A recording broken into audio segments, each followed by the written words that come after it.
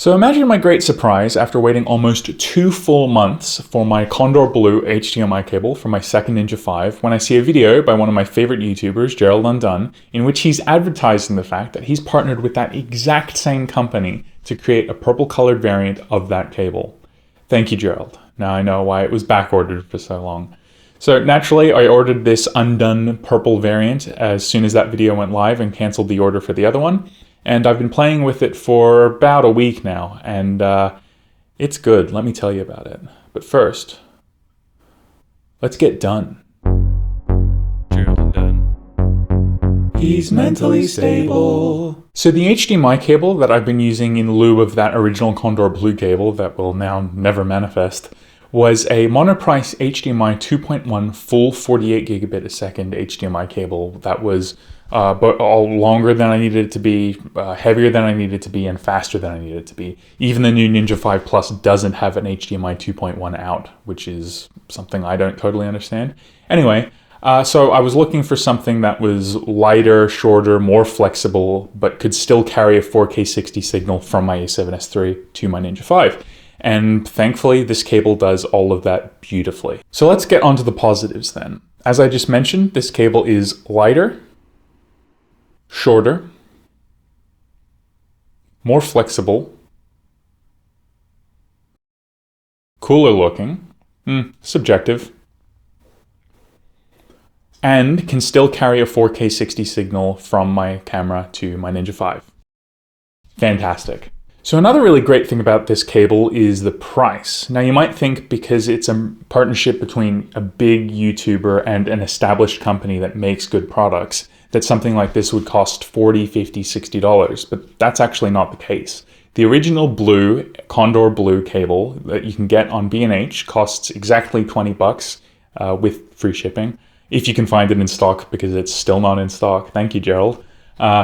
But if you want to buy this purple, Undone variant of the cable, you have to buy it from Condor Blue's website, and I did that. I used Apple Pay, and it cost me a few cents over $30, which included shipping. So for $10 more, you get a unique colored variant of that cable that is technically identical, and you give a little bit of money to a great creator. So that's obviously very worth it in my opinion. Now talking subjectively for a minute here, the original $20 blue HDMI cable, in my opinion, still looks fantastic and still should be a product that people consider. Whereas the purple variant is kind of a unique twist on it, but that also supports a fantastic YouTube creator. So it's kind of a subjective opinion on which one you like more. One's a little cheaper, that kind of thing. But I will note that deep down in the bottom of the bag for the purple Undone variant is this really nice warm feeling knowing that you supported a really cool creator. So that might be something for you to consider. Now let's talk about the negatives. I thought it would have been really nice to have the tips of the cable be this kind of knurled metal that would have made it really grippy and more robust. I think that would have been fantastic. It also would have been nicer to have it weigh even less and at the same time making it cost less, maybe like $5 or something. I would have really also liked it if it could clean my toilets and cook my food for me as well, but it can't do that, so consider me disappointed.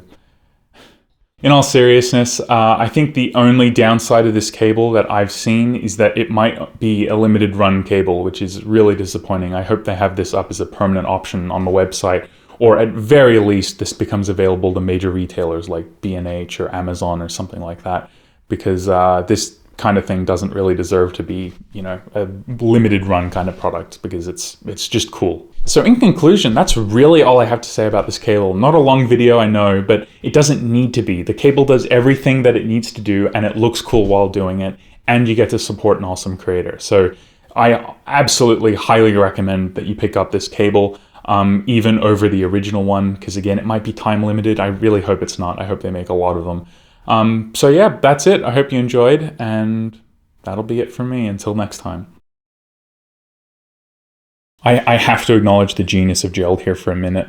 He's gone this gamer's nexus path of knowing your target audience so well as to provide them with something genuinely useful and cool that doesn't cost a ton more than an established alternative.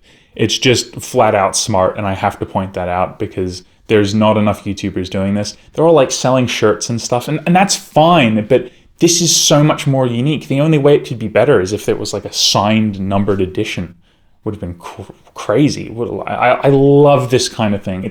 It's actually useful. Not that a t-shirt isn't, but more in like a technical aspect. I don't know. I love it, and it's genius, and I have to acknowledge that.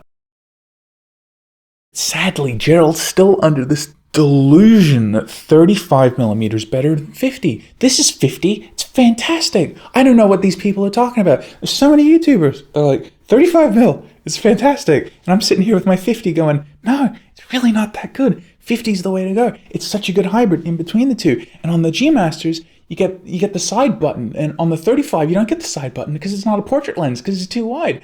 I have no idea what the hell these people are talking about. I mean, you got DP Review. Those guys hate 35mm. It's just terrible. They don't like it. And then you've got Gerald, who's like, I love 35mm. It's fantastic. And I'm so confused. I don't understand it. 50mm is so much better in my opinion. He doesn't know it. And then there's focus breathing, and Deacons hates it, and all these YouTubers hate it.